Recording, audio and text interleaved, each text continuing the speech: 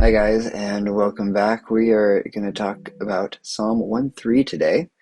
Psalm 1:3 says this: He is like a tree planted beside flowing streams that bears its fruit in its season, and its leaf does not wither. Whatever he does prospers.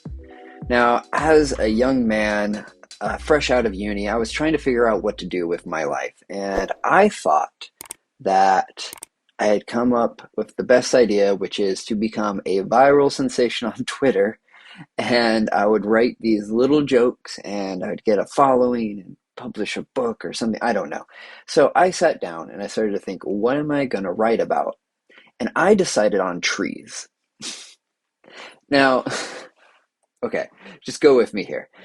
Knowing that I had just come upon a comedy gold mine that had not been touched, I created a Twitter that was titled Looking at Trees, and I started to write out these, what I thought at the time, amazing nuggets of hilarity. Uh, like, I wonder if there are tree action heroes and what their names would be. Like, is there a Spruce Willis? As you can probably guess by the high level of comedic genius you just experienced, it didn't work out. Now, over 10 years later, I find myself wondering about trees again, except for this time, instead of trying to come up with like cheeky little tree puns, I've noticed how trees are used in the Bible. For instance, Psalm 1, the psalmist gives some characteristics of a truly happy person.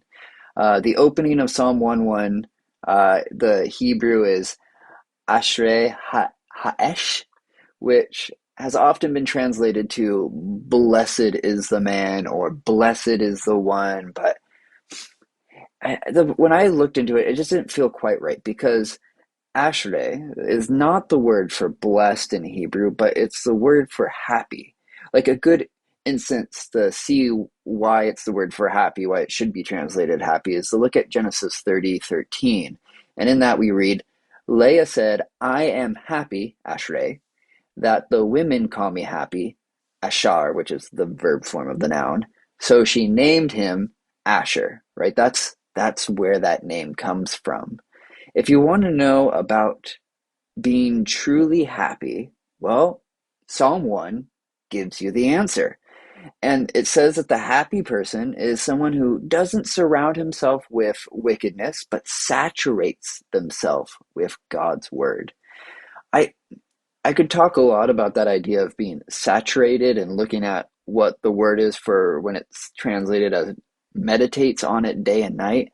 And I probably will in the future, but right now, we're gonna jump past that because I don't want to focus on that. I want to I'm not focusing on what the happy person does, but today I want to look at what the happy person's life looks like, and that's because a happy person is a tree.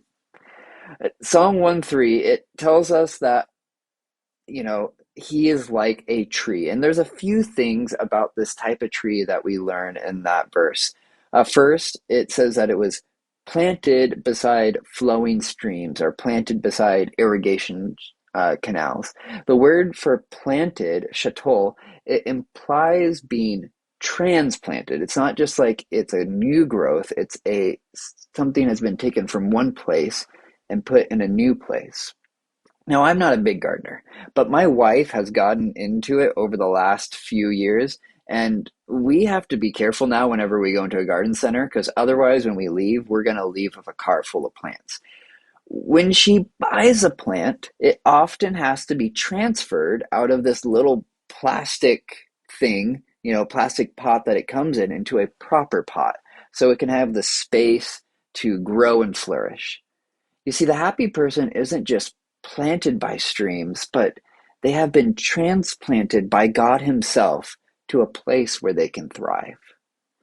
And they do flourish and thrive because as we read, this happy tree bears its fruit in its season, and its leaf does not wither. Whatever he does prospers.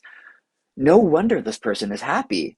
Yet there is an implication about these characteristics that often gets overlooked. Yes, the person prospers in whatever they do, and the things they do are producing fruit and spreading their leaves, but it's like this tree is just an amazing, strong, healthy tree. That's the picture we're getting.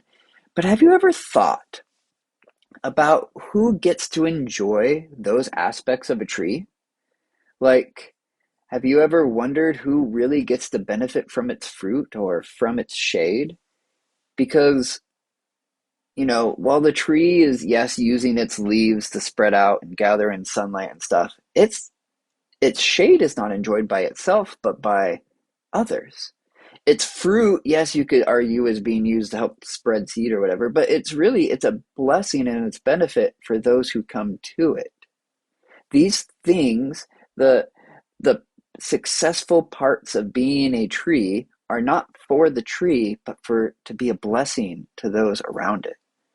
So really what we're seeing is that the happy person is successful so that they can bless other people. When we think about success, is that how we view it? Do we view of like, can we be successful so that we can be a blessing to other people? Or do we think of it so that we can be successful to be a blessing to ourselves? Because if we want to be truly happy, then it's very simple. We need to be a tree. Thank you guys for watching. If you haven't, like and subscribe to the channel. This is going to be a new thing. I'm trying to do this once a week to just make sure I'm putting out content, but also as a challenge to myself this year to do regular little devotionals. I know that a lot of you have subscribed to watch me and my wife talk about the differences between the UK and US, and we're still going to do that. But this is also part of the channel is I've always wanted to just give little insights into the Bible. And so this is a new thing that I'm going to try to do this year. Hello.